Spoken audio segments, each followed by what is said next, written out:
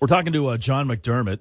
He is the catalog director for Experience Hendrix, the Jimi Hendrix family company. First of all, John, thank you for joining us. Secondly, how do you get such a cool-ass job like that? It is the greatest job in the world, that I can tell you. It really is. It's amazing, man. How did you get that job?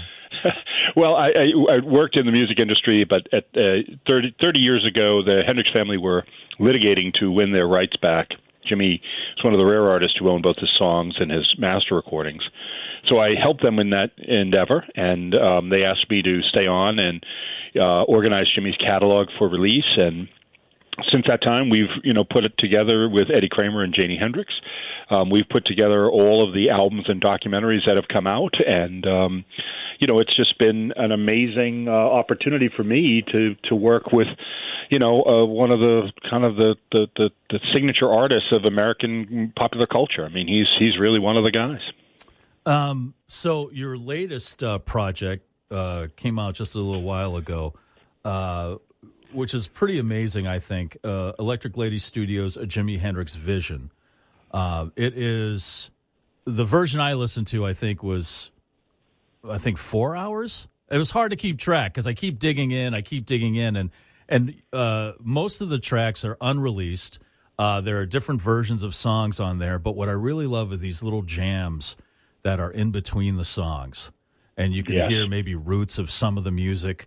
You can hear Jimi interacting with it was Billy Cox on bass at that time, right? Yep, that's correct. Mitch Mitchell on drums, so you can hear him interacting with them in the studio.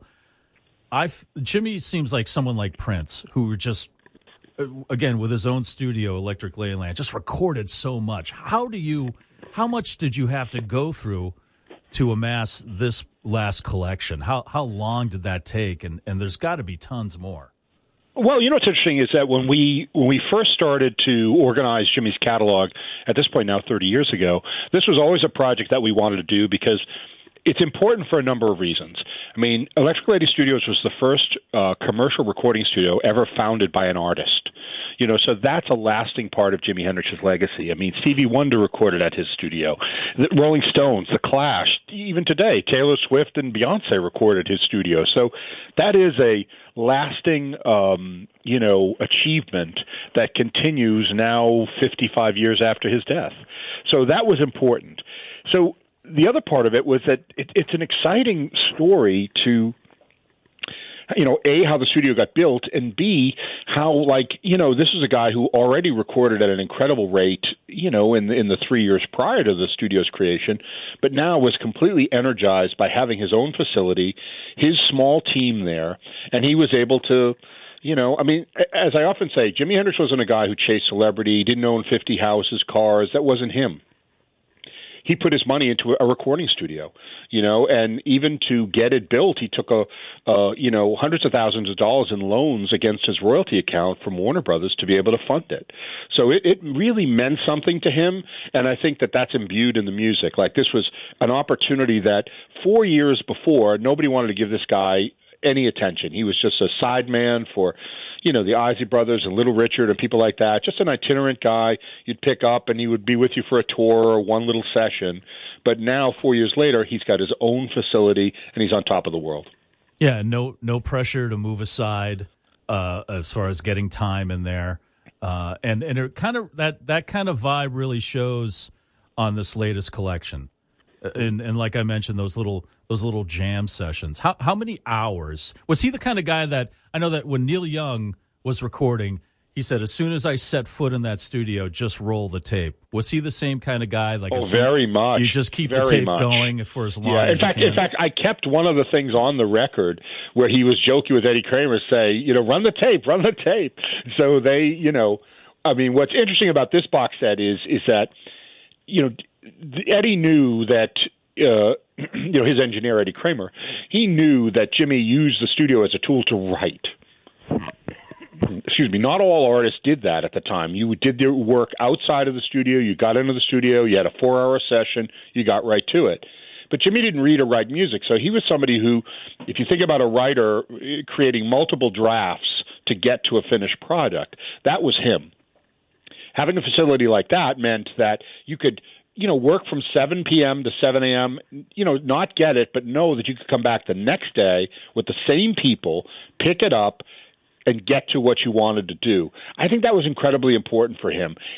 I think had struggled so mightily in the middle 60s to get a foothold. I think by the time he got to the place in his career where he had his own studio, it had to be exhilarating for him. I mean, this is a guy who lived in a 2-bedroom apartment around the corner from the studio, walked to it, enjoyed it. I just think it really meant something to him, and that's imbued in the music that you hear. Now, as the person in charge of the catalog, you mentioned him struggling through the mid-'60s and stuff. There was a time where he was just signing these little mini deals, right, just to make a little cash here and there to record stuff. And there used to be all these kind of unofficial releases out there. So were you involved in collecting all those and consolidating those? You are. It's great that you bring that up because people often ask, like, where are all these records coming from? Well, it was exactly that. I mean, unfortunately, Jimmy was so hungry to get a foothold that, he signed things that he thought were releases, or, when he would be a sideman on somebody else's record. Well, there was one contract in particular that really hamstrung him and came back to haunt him. As soon as he achieved fame on his own, this particular person stepped out and said, no, you're signed to me. So, that created a real problem for him. It was litigation both here and overseas that in the end yielded the Band of Gypsys album, which he had to give to Capitol Records. He was signed to Reprise and outside the United States to Polydor at the time. So he had to give that to Capitol to settle this old dispute. So, fans like me, and I'm sure yourself and others, you'd see all these records and you think, oh, no, this is the follow-up to Axis Bold as Love. This will be great, or this is the next Electric Ladyland. And you'd be hearing, someone not Jimi Hendrix singing, and you'd be hearing, him in a very minor way contributing to that recording.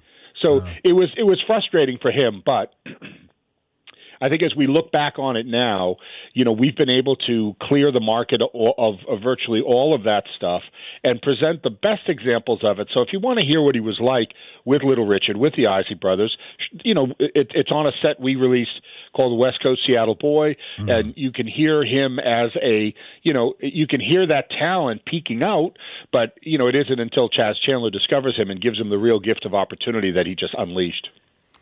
So I know you've probably gone through years and years and years and hours of music. Is there anything right off the top of your head that you could even call a favorite moment that you came across that has been released? Oh, absolutely. Oh, without question. I mean, Jimi Hendrix and I have always, the Hendrix family have been so supportive of finding, any tape, film, footage, anything like that. And we've had some things where, for example, the Miami Pop Festival was this legendary performance that Jimmy gave, and there was film of it, and Eddie Kramer recorded the audio. And sadly, that got lost, and it was, after his death, it was a mess, and we were able to find it. And, it was actually an amazing discovery, and it's incredible. So we've had a number of those things pop up, and we now have been able to put that out and share it with fans. We've had a number of those things pop up because invariably, when there's been a story that says, oh, they just found this, and then somebody will pop up and say, well, actually, I have this. I mean, a couple of years ago, we had somebody step forward who had recorded Jimmy at the Hollywood Bowl in 1967. He had been off the Monkees tour after he made his amazing debut at Monterey. He joined the Monkees tour of all things.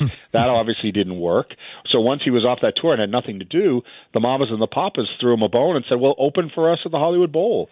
Well, there was a great recording of it. I mean, the audience was utterly mystified to what they were hearing. They were expecting to hear California Dreaming and, Monday, Monday and songs like that. And Jimi Hendrix came out playing and doing what he did. It was quite a shock. But, that's the kind of historically significant things that we're always looking for. So, if somebody's out there and they've got, an amazing film or recording, the Hendrix family is always on the lookout. But I think what we've been able to put out hopefully covers every chapter of his life and career in a way that deepens your appreciation and understanding of his talent. Well, there's a tour. The Experience Hendrix tours have been amazing, and one is coming to Lynn, Massachusetts, Lynn Memorial Auditorium, which is a great room. On this, and it's kind of different at every stop, but this one will feature Kenny Wayne Shepherd, Mr. Zakk Wylde, phenomenal guitar player. Again, Eric Johnson, Devin Allman, lots of great people. Marcus King will be joining here. He's a great talent also. How do you are you involved in picking the artists for this? I am, yeah. This was an idea that I had that now Jimi Hendrix and I put together. We do it. We don't do it on a regular basis so that it kind of keeps a special vibe of it. We actually haven't done it since COVID, so I think since 2019. So it's about celebration. I mean, the songs are the connecting point for people. You may be a fan of Kenny Wayne Shepherd or Zakk Wylde, but when you come and you see Zakk collaborate with